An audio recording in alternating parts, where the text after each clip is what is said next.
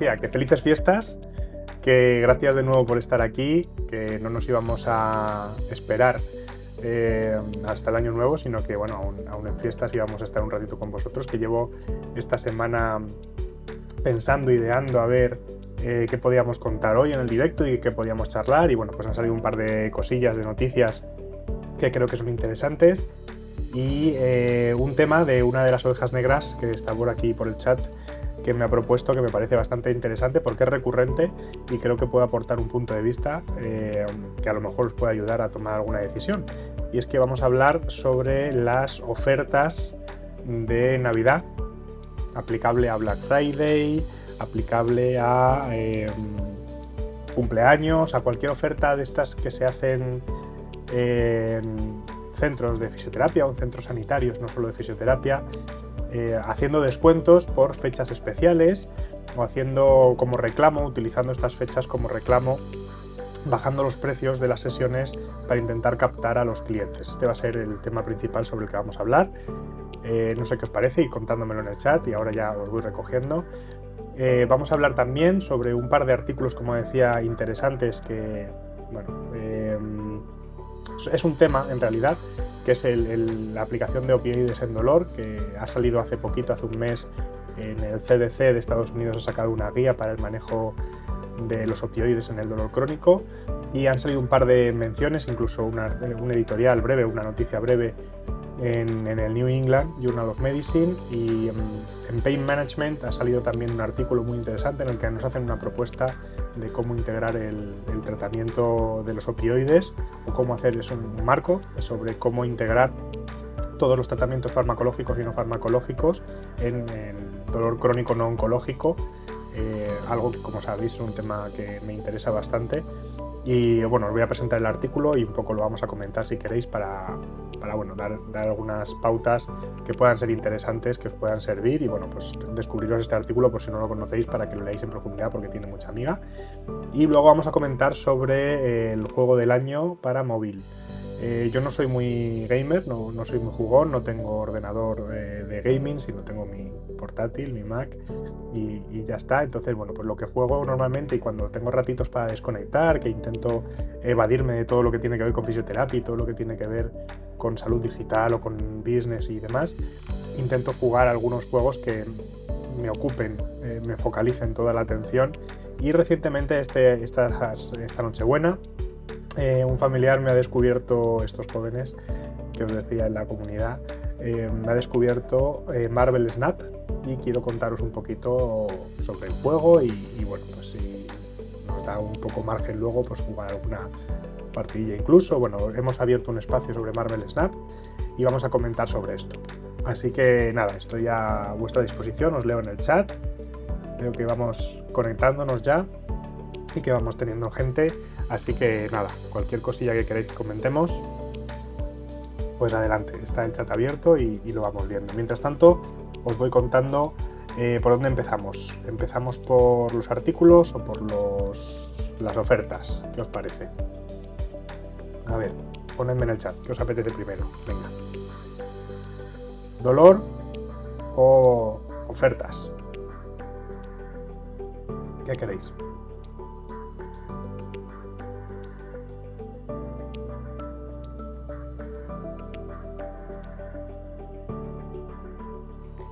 Artículos. Artículos. Bueno, parece que tenemos un pleno en los artículos. Bueno, pues vamos a empezar por comentar algunos artículos. A ver. Bueno, antes de nada, deciros que nos acercamos al primer hito.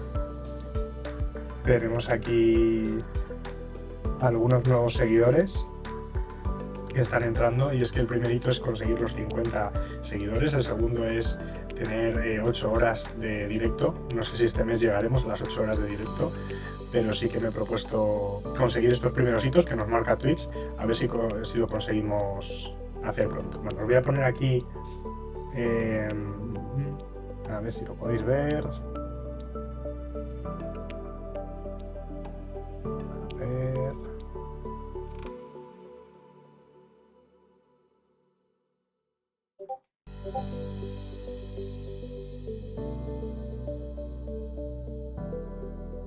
Un segundito que no me carga. Bueno, a ver si no se nos cae el otro día, como el otro día, que se nos cayó el directo y me permite terminarlo. No sé si lo veis, creo que sí que lo veis, ¿no? Esta es la guía del CDC.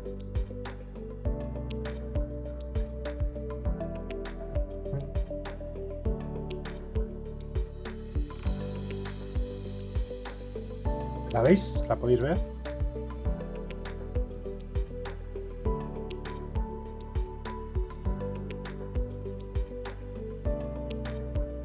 A ver. Podemos ver la guía, ¿verdad? Bueno, pues esta es la guía para prescribir opioides que os comentaba, que es la que ha dado un poco pie a todo esto. Como veis, es del 4 de noviembre de 2022, o sea que es bastante recientita, es una guía bastante amplia. Estamos en torno a las 90 páginas y bueno, evidentemente no me voy a meter a fondo en este tema. La guía anterior es de 2016, o sea que ya hacía 8 años que no se publicaba una guía del CDC en este sentido. Entonces, bueno, pues ha sido un hito que, bueno, en las ciencias del dolor, sobre todo en el ámbito médico, a nivel de Estados Unidos, pues es un hito bastante relevante la publicación de esta guía. Y es que sabéis que en Estados Unidos hay un problema epidemiológico bastante grande con el tema de la adicción a los opioides. Ha causado, tengo por aquí el dato, si no recuerdo mal, en 2018 67.367 muertes por sobredosis solo de opioides. Había bajado un poquito, en 2017 estaba en 70.237, pero es que en 2020 se registró un 31% más que en 2019, es decir, que ha remontado, y en 2021 se quedó en unas 50.900 muertes. Es decir, que hay muchísima gente que en Estados Unidos, estoy dando datos solo de Estados Unidos, pero como digo, allí es un problema epidemiológico importante, y sí que tienen un seguimiento, tienen unos cuadros de mando muy interesantes que os recomiendo buscar, sobre todo en las áreas rurales. Curiosamente es más problemático que en las áreas metropolitanas, y están haciendo seguimiento de esto desde hace ya varios años, casi una década más o menos. Tienen más de una, creo que es desde los años finales de los 90, incluso más de 2 décadas ya va con este problema haciendo seguimiento. Y es que causa muchísimas muertes porque la prescripción de opioides allí se hizo durante una época de manera masiva para el tratamiento del dolor, de cualquier dolor agudo o crónico. Para el dolor agudo todavía tiene justificación, ahora comentaremos sobre esta guía y sobre la utilidad de estos opioides. Pero para el dolor crónico se ha visto recientemente, ya en los últimos 5 o 7 años, que no tiene mucho sentido, y en eso incide esta guía. Esta guía incide en que no es un fármaco adecuado para el tratamiento con dolor crónico. Ya sabemos que los pacientes con dolor agudo y los que tienen dolor crónico no difieren solo en la temporalidad del dolor, sino que difieren en el procesamiento del dolor. Así lo refleja también la Asociación Internacional para el Estudio del Dolor, cuando ha intervenido en la creación de la nueva clasificación internacional de enfermedades que se ha hecho vigente en el año 2022, aunque se publicó ya en 2020, clasificando el dolor crónico como una entidad clínica propia y abandonando esa temporalidad del dolor o esa característica exclusiva de síntoma que se le daba anteriormente en el ámbito médico especialmente. Esto hace que cambien todas las perspectivas, y estas ya son las primeras respuestas en torno a esos cambios que ocurren en la clasificación internacional de enfermedades. Yo esto llevo tiempo comentándola en los foros en los que lo voy contando, en los máster y en algunos seminarios. Y es que el hecho de que la clasificación internacional de enfermedades incluya esta clasificación específica para el dolor crónico es determinante para el futuro de los tratamientos, porque ahora todos los tratamientos ya pueden clasificarse como tratamiento para el dolor crónico primario, o para la cefalea, o para el dolor crónico musculoesquelético. Antes no, antes el tratamiento era para una entidad clínica que cursaba con dolor, pero la entidad clínica no era el dolor en sí misma. Entonces ahora los tratamientos se dirigen especialmente para el dolor, y esto que puede parecer un hecho menor que no afecta a la clínica. Vamos a ir viendo cómo poco a poco las guías de práctica clínica van a ir cambiando sus recomendaciones y poco a poco la parte clínica va a ir modificándose también desde el punto de vista médico, que es un poco la que lastra todo el proceso médico, porque sigue siendo un proceso médico-céntrico. Y en este sentido es hacia donde se dirige este artículo que os iba a comentar. Antes de comentaros el artículo que os quería explicar, el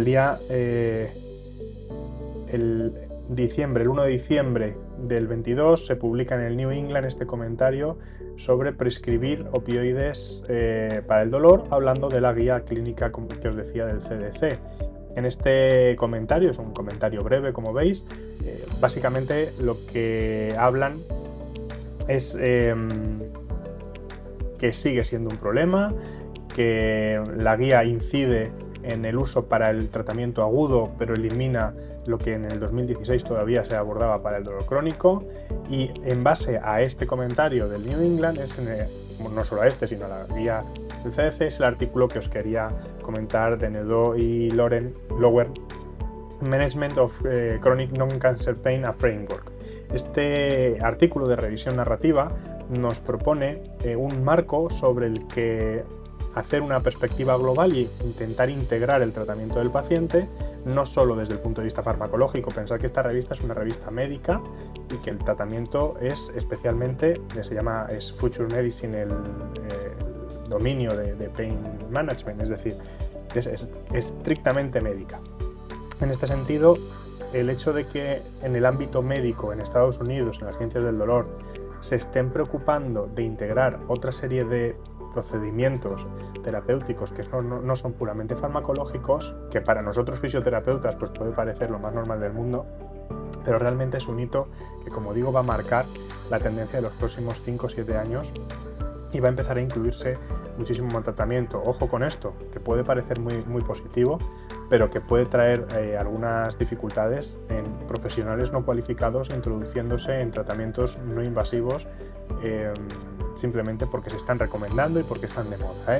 Esto tiene sus pros y sus contras. Bueno, abordando un poco sobre este artículo, hace hincapié en los datos que os ponía un poco de relieve sobre el problema de los opioides para los pacientes con dolor crónico. Aquí habla de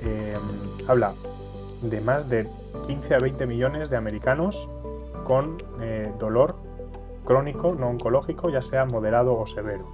Estamos hablando de, ya sabemos todos, la epidemia o la pandemia mundial de dolor que tenemos. Y este artículo ha sido publicado, curiosamente, y esto es lo interesante, en junio de 2022, antes de que se publicase la guía del CDC de 2022.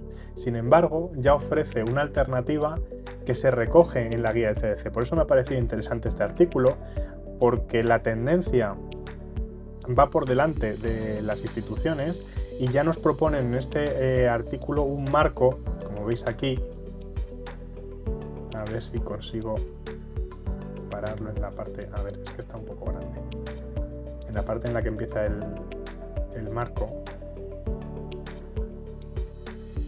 Habla un poco de las patologías asociadas.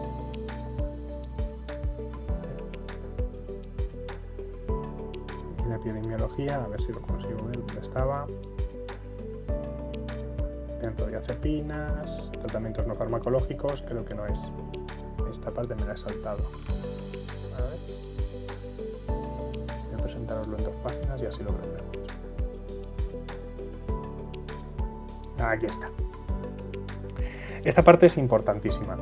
Y me parece que muchos llevamos hablando mucho tiempo de algo similar y, como digo, es importante que se esté hablando de esto en el ámbito médico estadounidense.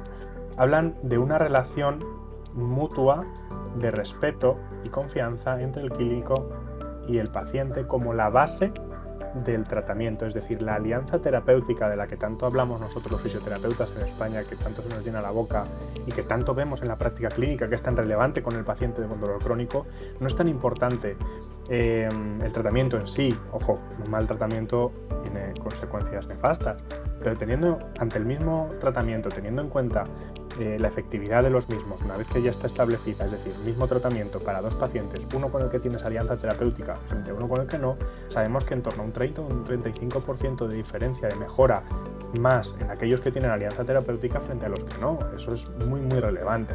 Y esto ya se pone de manifiesto en este artículo. Me parece que es un artículo, como veis, bastante completo, amplio, desde un punto de vista médico, no desde el punto de vista de la fisioterapia, que nos hace poner el foco en aquello en lo que llevamos trabajando muchos años, que es poner al paciente en el centro y generar una alianza terapéutica con esos pacientes que tienen problemas de dolor crónico y que al final lo que necesitan es sentirse acompañados por un clínico. Esto es fundamental. Que el hecho de que se pongan ya en las guías del CDC, como os decía, en el New England y en revistas médicas como esta, que se ponga esto de manifiesto, marca un antes y un después, desde mi punto de vista, en el tratamiento del dolor. Y si no, al tiempo. Ojalá sea así. Este sería el primero de los artículos. No sé qué pensáis. Comenta por aquí. El problema es que suele empezar con prescripción en dolores agudos que luego no se prescriben, efectivamente. La desprescripción es uno de los problemas principales del mantenimiento de esta pandemia de opioides que tienen allí, esa epidemia de opioides que tienen allí. La desprescripción es un procedimiento que se suele llevar a cabo en la medicina de atención primaria. Curiosamente, la atención primaria, como sabéis, en Estados Unidos el sistema es un poco diferente al nuestro y tienen un sistema de gestión de los recursos un poco diferente, que hace que la continuidad asistencial o el seguimiento de los pacientes no sea como el que tenemos nosotros en España, sino que van, consultan y al día siguiente te puede tocar otro médico totalmente distinto. Aquí en España, hasta hace unos años, ahora ya parece que esto se ha ido copiando un poco este sistema, pues por las circunstancias de las bolsas de empleo y de la precariedad laboral que todos conocemos, lo estamos viendo en la televisión con las huelgas y demás. Pero la realidad es que la atención primaria de base, el concepto de atención primaria se basa en la longitudinalidad del cuidado y la continuidad asistencial. Es decir, cuando el tratamiento ocurre en el contexto hospitalario, te hacen una cirugía, cualquier cosa y vuelves a tu casa, ese proceso de continuidad del tratamiento ocurre en la atención primaria. Eso es lo que muchas veces, cuando el paciente acude a urgencias, se le prescribe un opioide en este caso, y llega a su casa y no hay nadie que le diga esto ya tienes que dejar de tomarlo, el paciente sigue tomándolo. Esto lo vemos en nuestras consultas. En la atención primaria yo lo he visto durante muchísimos años, como los pacientes dicen, le preguntas, ¿por qué sigues tomando este fármaco que tomaste nada más salir del hospital hace 5 o 7 años? Es que nadie me ha dicho que deje de tomarlo, y está tomando pues a lo mejor pues opioides o antiepilépticos, fármacos que tienen un tratamiento indicado puntualmente, pero nadie le ha dado una buena indicación, y como no tiene un seguimiento de estos tratamientos, porque no ha acudido al médico, por lo que sea, pues no se desprescribe. Y la desprescripción de fármacos, como digo, es un procedimiento que suele ocurrir en el contexto de atención primaria, y no es casual que con la atención primaria que tienen en Estados Unidos esto no ocurra muy bien. Estoy totalmente de acuerdo con Raquel.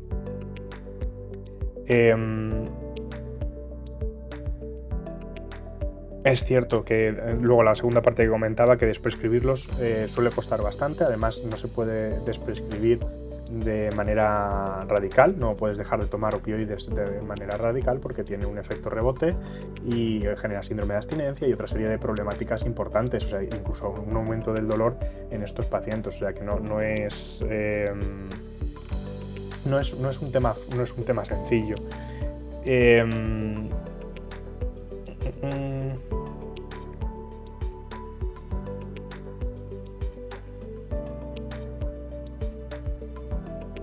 Preguntan por aquí, Raquel, ¿mejorías clínicas en qué variables? Mejorías clínicas en variables, normalmente las mejorías clínicas que se obtienen o que no se obtienen, mejor dicho, tienen que ver con la propia patología, tienen que ver con resultados en salud, ¿vale? En los estudios de desprescripción de opioides, normalmente se miden resultados variables específicas de la patología, cuando se hacen en una patología musculoesquelética, por ejemplo en dolor lumbar, hay bastantes estudios de opioides en dolor lumbar, pues lo que se ve es, por ejemplo, discapacidad percibida o calidad de vida relacionada con la salud. Suelen ser las variables que se tienen en cuenta. No hablamos de medir dolor, como dices, no es exactamente la percepción de la intensidad del dolor, que es lo que nosotros decimos medir dolor, sino es los resultados en salud sobre la patología los que no tienen un efecto positivo, porque tened en cuenta que de hecho hay algunas vías en las adicciones que se comparten con el dolor crónico. Hay estudios muy interesantes también que estudian el solapamiento de estas vías a nivel cerebral, de cómo el dolor crónico se comporta en algunos casos como una adicción. En esos circuitos, en mecanismos de recompensa y en mecanismos dopaminérgicos y serotoninérgicos en los que se ven implicados, como digo, estas recompensas que el paciente tiene, ganancias secundarias y demás. En esos casos, introducir un elemento como un opioide que ataca directamente a esas dianas, aumentando esas endorfinas, esa serotonina y esas sustancias endógenas que ya de por sí están alteradas en el paciente con dolor crónico, porque intenta suplementarlas, y la vía opioidea en sí misma, pues los opioides van a esa vía opioidea, y esa vía, como digo, tiene que ver con esos mecanismos de recompensa. El hecho de potenciar con fármacos esas vías opioides hace que muchas veces el retirarlos no haya cambios a nivel estructural que se han ido manteniendo durante tiempos. Es algo parecido a lo que ocurre con la deshabituación tabáquica. Sabéis que el tabaquismo tiene una vía de acción que es, conocéis que es la nicotina, el principio activo que es adictivo del tabaco, uno de los principales, y esa nicotina va a los receptores nicotínicos, que es donde se recibe la dopamina. Entonces, tener una sustancia externa como el tabaco que hace que necesites más receptores, porque tu cuerpo se va adaptando. Cuando empiezas a fumar necesitas cada vez más tabaco para poder recibir esa descarga de dopamina de satisfacción que recibes cuando fumas tabaco. Pues es lo mismo que pasa con opioides.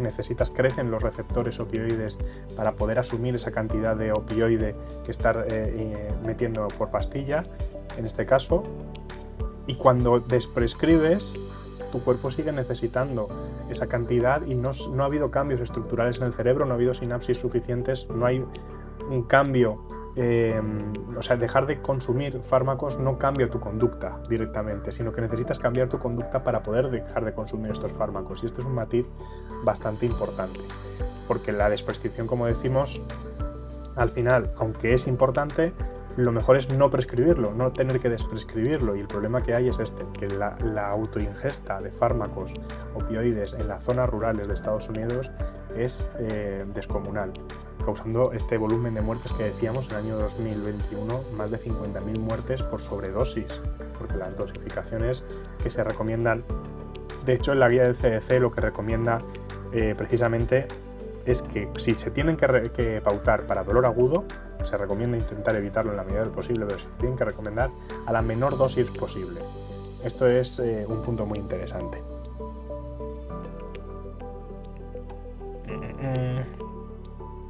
Cambios estructurales solamente, el hecho de no tomar esos fármacos ya te va a eliminar los problemas propios de la forma del fármaco. Sí, pero los cambios que se producen lo que hacen es potenciar las vías endógenas, no genera, o sea, la acción del fármaco no está aislada del resto del sistema. Esas vías opioides endógenas las generamos nosotros con nuestra actividad diaria, con nuestro día a día, con un abrazo, con una sonrisa, con una serie divertida. Con esas cosas también segregamos esas sustancias opioides endógenas que están mezcladas con la acción del fármaco. Entonces no es tan sencillo, no es quitas el fármaco y los que están asociados a ese fármaco desaparecen, no es tan sencillo.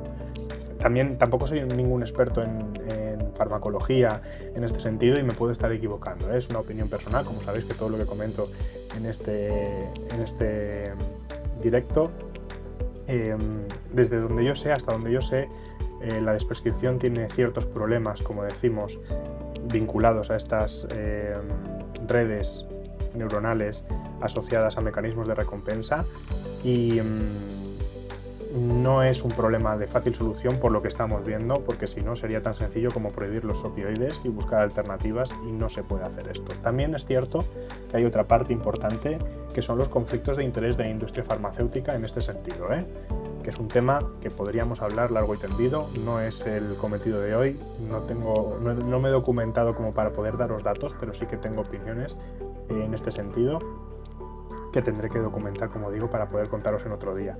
Y es un tema que probablemente abordemos en algunos de los directos, pero es cierto que también influyen en este sentido. Así que este es el artículo principal que quería contaros, y luego otro artículo que me ha gustado bastante, que se apoya en otro publicado en Pain, es un artículo en Frontiers of Pain Research, que es este que podéis ver aquí. No sé si lo podéis ir viendo.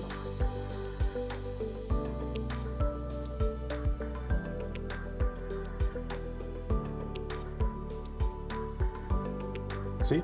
¿Lo podéis ver? Os ha quedado pillado esto.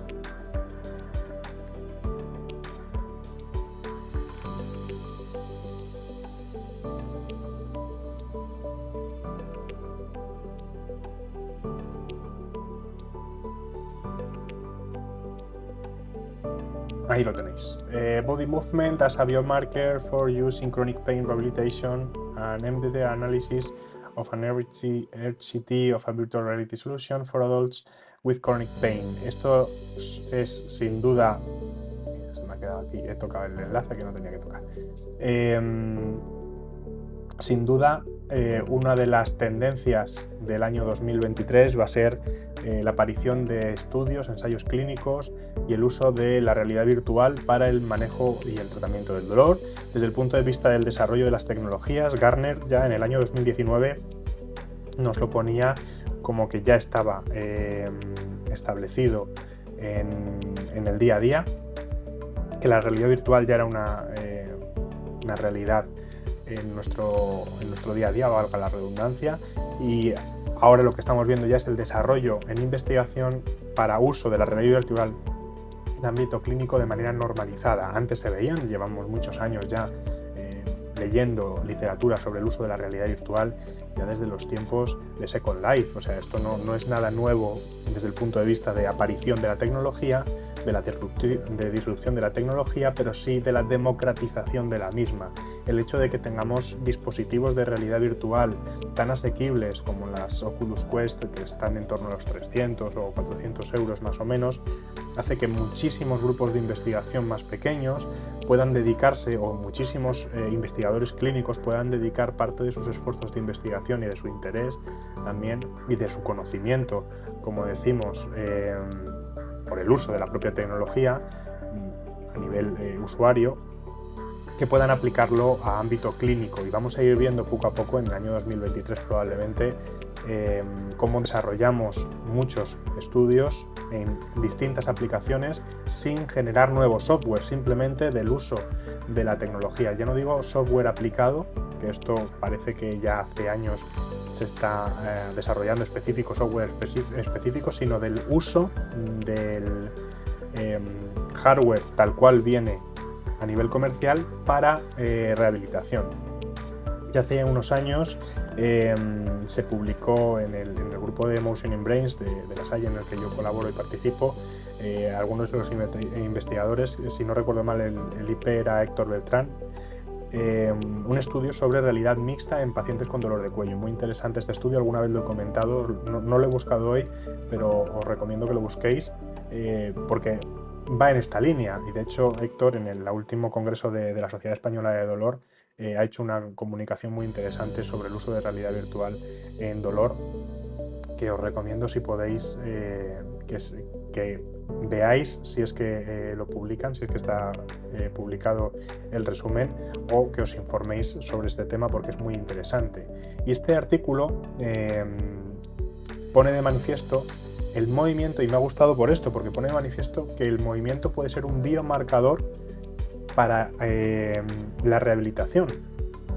En este trabajo lo que nos plantean es un ensayo clínico en el que, además de la realidad virtual, no sé si vienen por aquí las imágenes No, en este no, porque este estudio se basa en el que vienen las imágenes en este trabajo en Paint, que es un ensayo con pocos sujetos, en el que plantean la intervención que luego utilizan en el otro estudio. Lo que aporta el otro trabajo, este trabajo hay que leerlo primero, este trabajo en Paint, aquí veis las imágenes de cómo es parte del procedimiento que siguen. Muy interesante este trabajo en Paint, como decimos, porque este es la base del otro que os decía en Frontiers. Pero lo que me ha interesado de este es que introducen el movimiento como un biomarcador, y lo que tienen en cuenta es el EDA, la actividad electrodérmica asociada al uso de la realidad virtual. Algo que nosotros ya llevamos años estudiando, tengo algún trabajo del año 2017-2018, si no recuerdo mal, un trabajo de fin de grado que hicimos sobre el uso de la actividad electrodérmica para monitorizar la imaginería motora. De hecho, esto está publicado desde hace muchísimos años. El grupo de Gillette, Colette y no me acuerdo el otro autor, francés también, tienen un montón de trabajos sobre el uso de la actividad electrodérmica para la imaginería motora, para monitorizar el sistema nervioso autónomo y poder decir si hay actividad o no a la hora de hacer imaginería motora. Bueno, pues en realidad virtual el uso también de esta actividad electrodérmica como control para ver los cambios que se producen a nivel de sistema nervioso autónomo y que puedan predecir de alguna forma la mejoría o el cambio como biomarcador, utilizarse como biomarcador, me ha parecido bastante interesante. Un artículo que también os recomiendo. Cambios miden calidad de vida con el Eurocool y la tampa de kinesiofobia, que son herramientas que nosotros utilizamos mucho en nuestro día a día. O sea que es un artículo bastante asequible, aun siendo en Frontiers, que como sabéis es un poco exagerado a la hora de publicar artículos porque tienen una baja aplicabilidad clínica. Normalmente están muy cerca de la ciencia básica, pero en este caso yo creo que es bastante aplicable. Os lo recomiendo mucho. Este es el otro artículo que quería comentaros.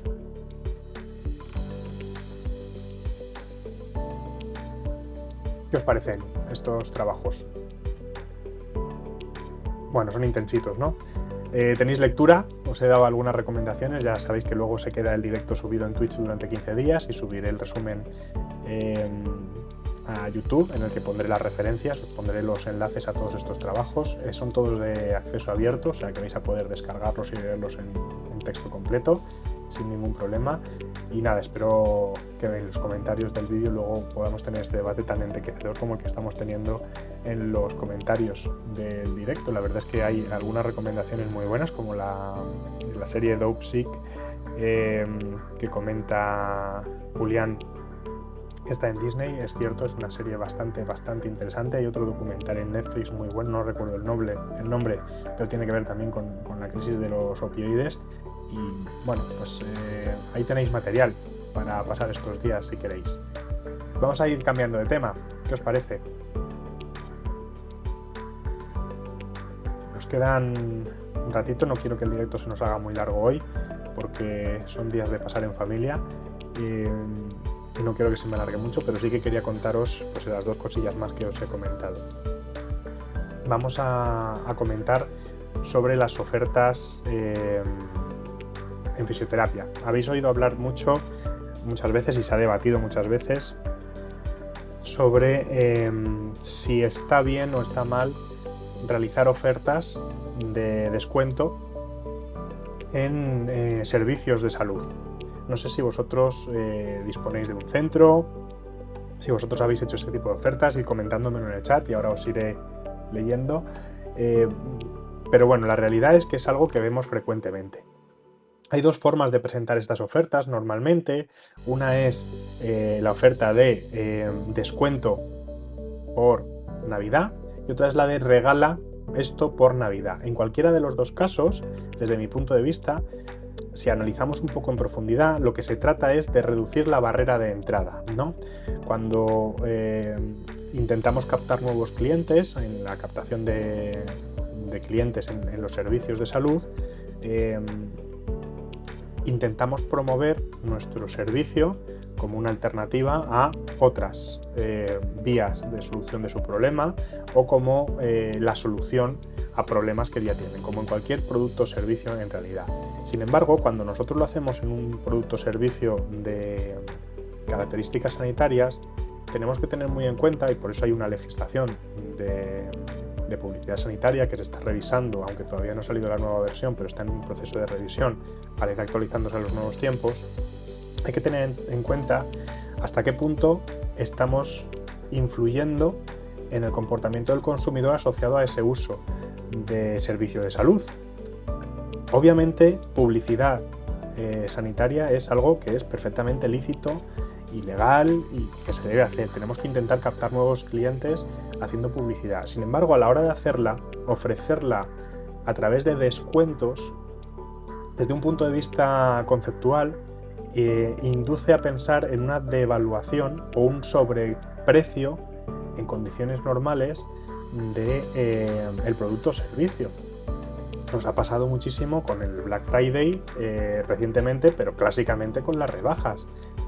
Todos conocéis que en la época de rebajas, antes de las rebajas se suben los precios un poco para que cuando bajen más o menos no haya una pérdida en el precio del producto o servicio. Esto es una mala práctica, de hecho se persigue, pero es algo habitual.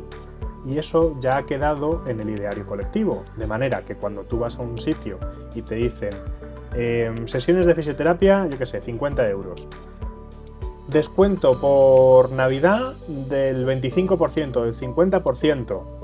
Dices, ostras, eso significa que normalmente me está cobrando el servicio de salud al que yo accedo con un 25 o 50% de sobrecoste, porque no va a perder. Sin embargo, cuando la gente suele publicitar esto, no tiene en cuenta realmente el coste del servicio, tanto en costes directos como en costes indirectos, y simplemente lo que intenta, en algunas ocasiones a la desesperada o otras por desconocimiento, lo que intenta es reducir esa barrera de entrada, como decimos, y acceder a nuevos clientes.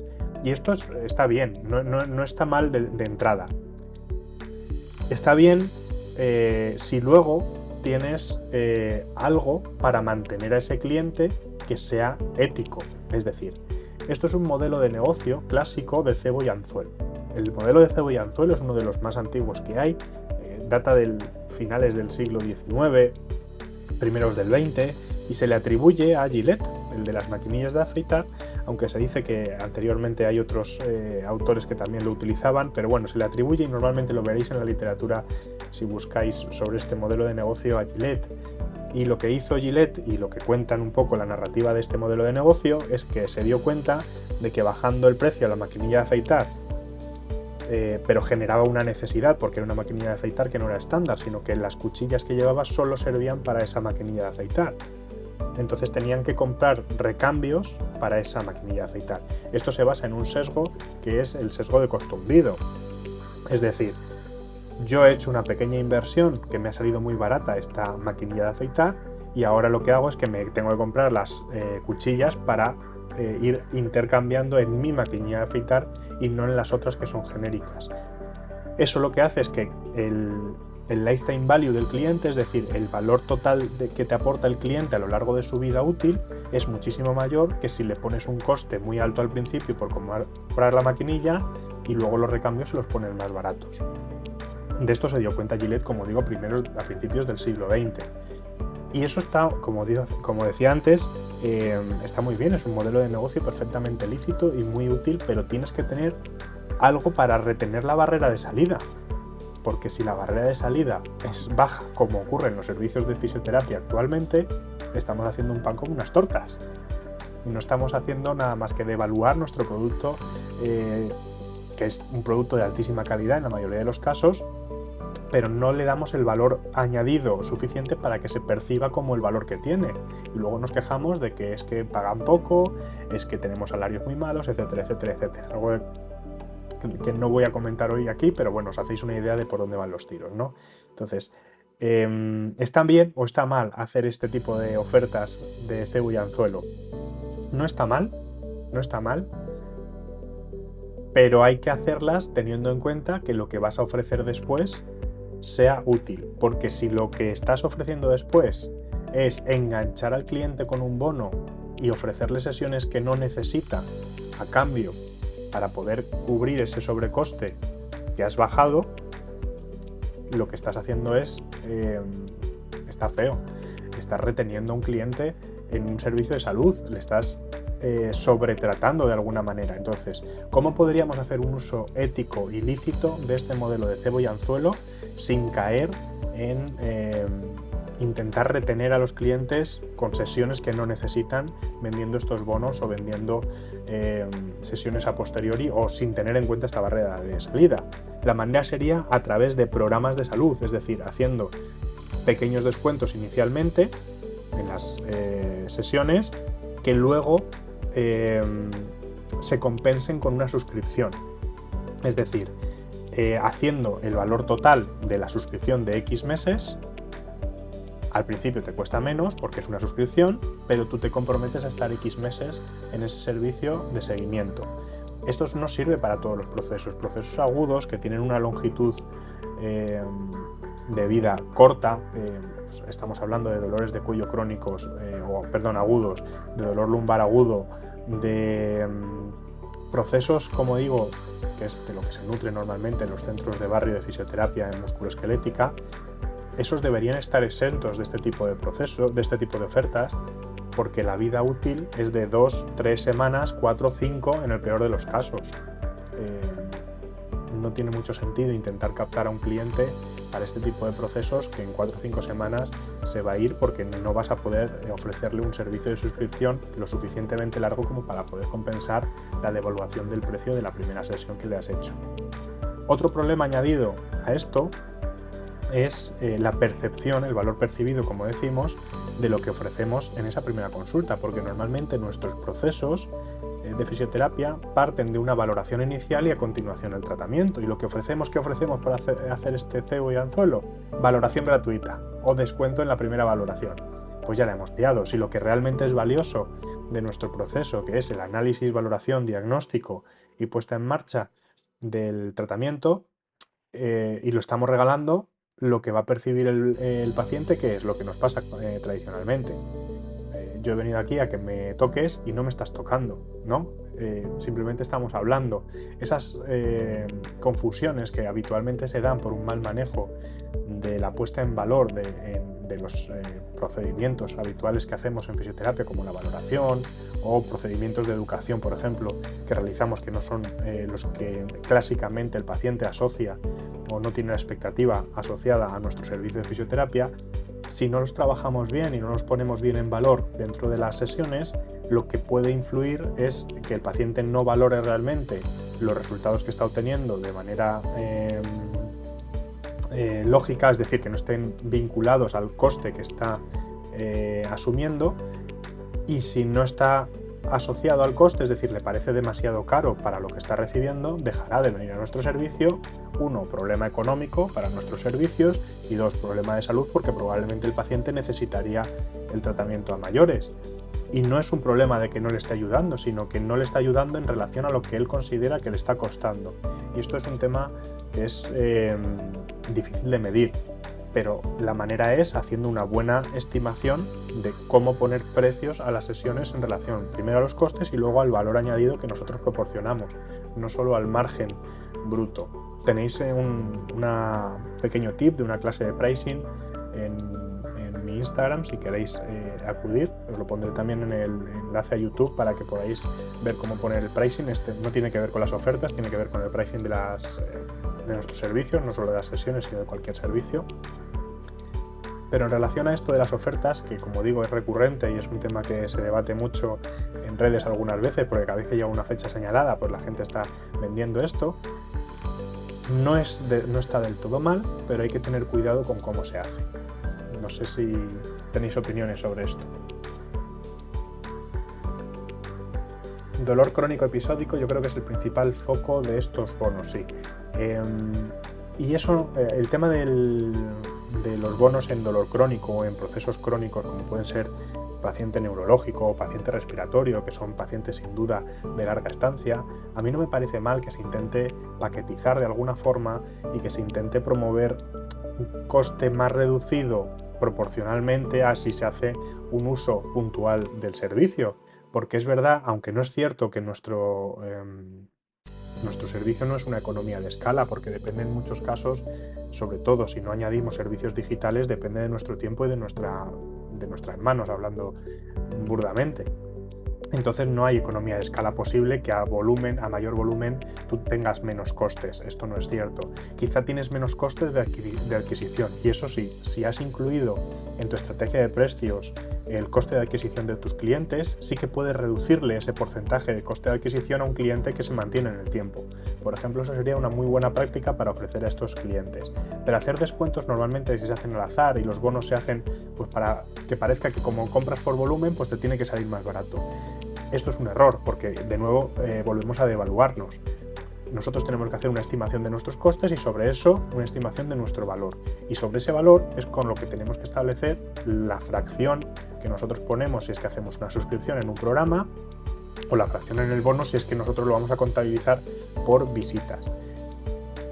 Personalmente yo no soy muy partidario de vender bonos como tal, porque el bono parece que das por hecho que vas a hacer un uso concreto de un número de sesiones determinadas. Es mejor hacer una suscripción que tenga un número limitado de usos.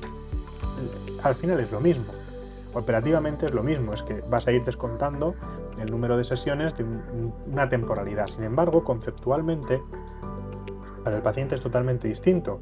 Esos bonos que los que vas checando y sellando a medida que vas haciendo visitas, como si fuesen los puntos de los yogures, que vas poniendo en los puntos de los yogures, en la mente del cliente tiene la idea de que ha pagado ya por adelantado por ellos, y es totalmente cierto.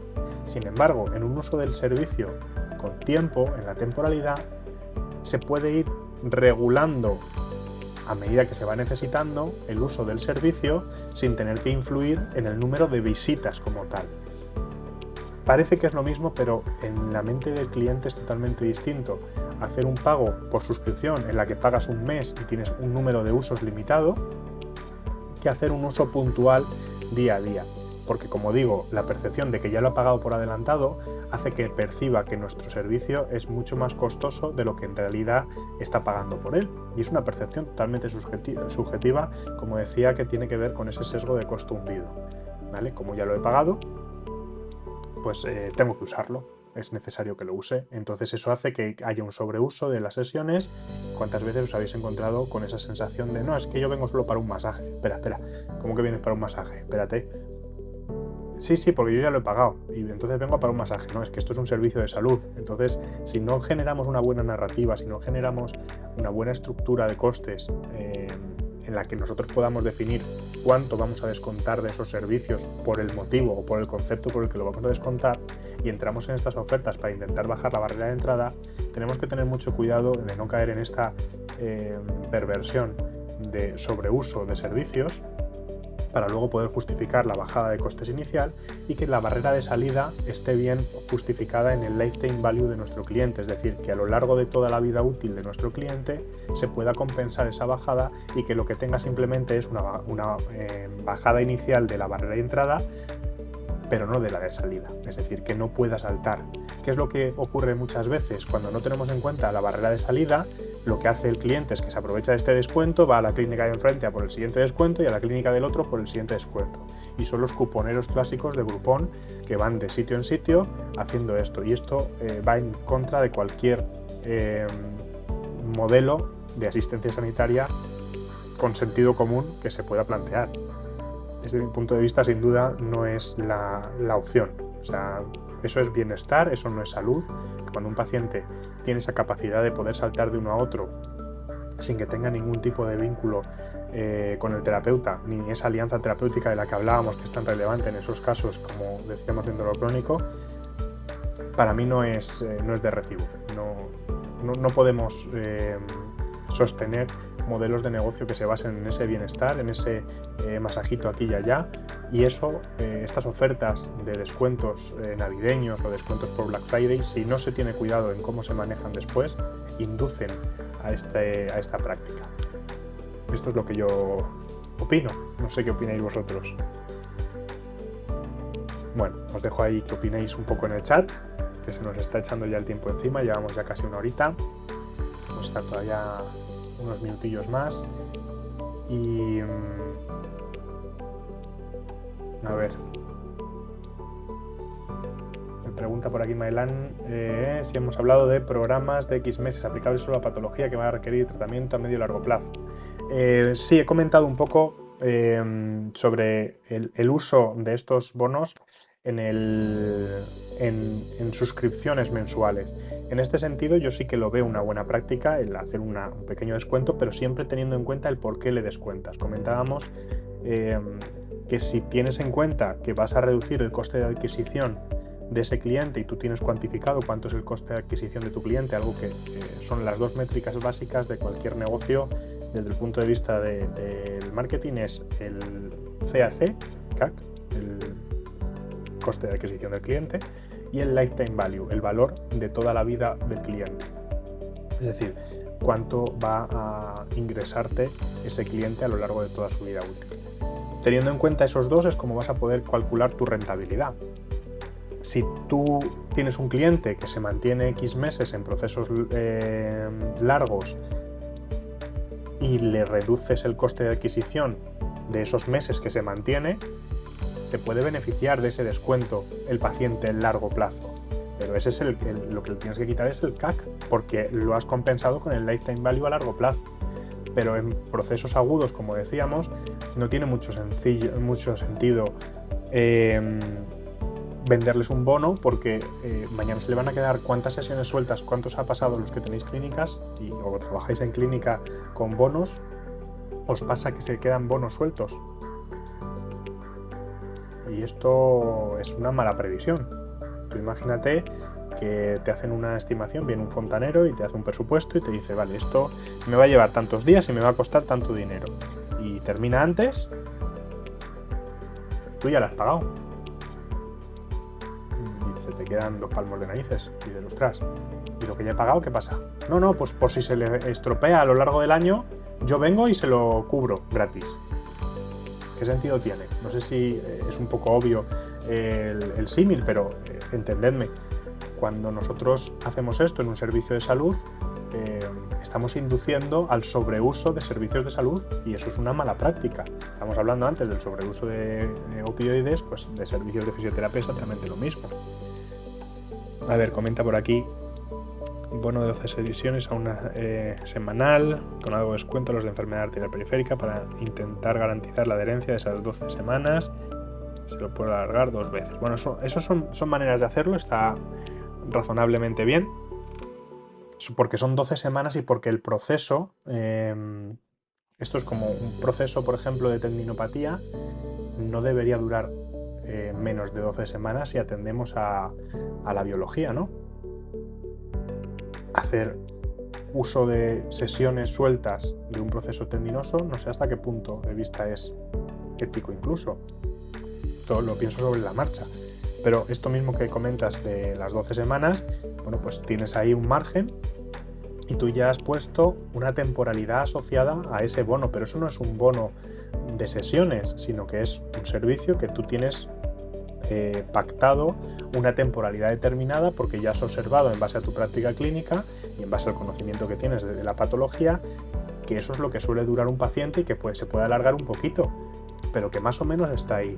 Cuando hablamos de la gestión de los procesos, muchas veces las aseguradoras es muy típico el concepto este de proceso en el que te dicen esto es lo que las sesiones que tiene que tener este proceso y te voy a pagar tanto por este proceso. El problema que tiene eso y la trampa que tiene es que si tiene una recidiva te lo comes tú y si tiene una complicación te lo comes tú, pero bueno, eso es otro tema.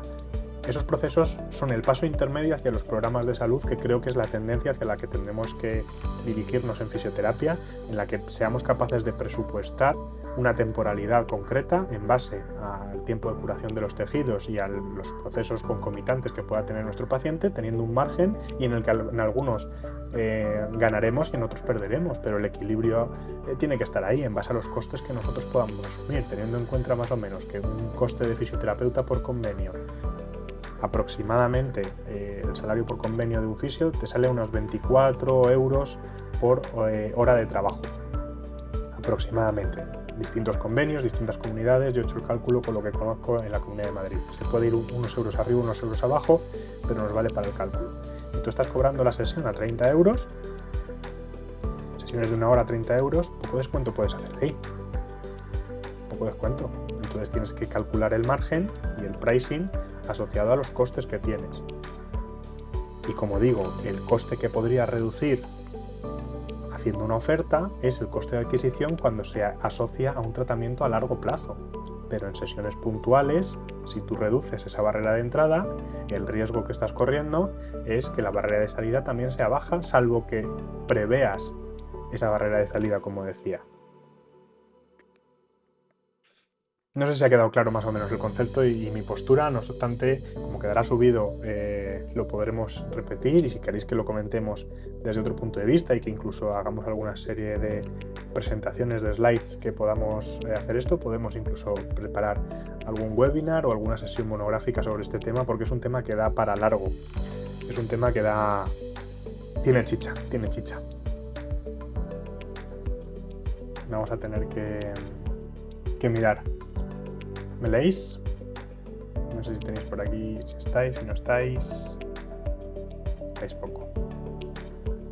Bueno, nada, vamos a ir entonces despidiéndonos. No me voy a entretener mucho más. Me quedaban 5 minutillos, así que nada. Muchas gracias a todos por vuestro tiempo y espero que os haya gustado. Sed malos. Hasta la próxima. Felices fiestas.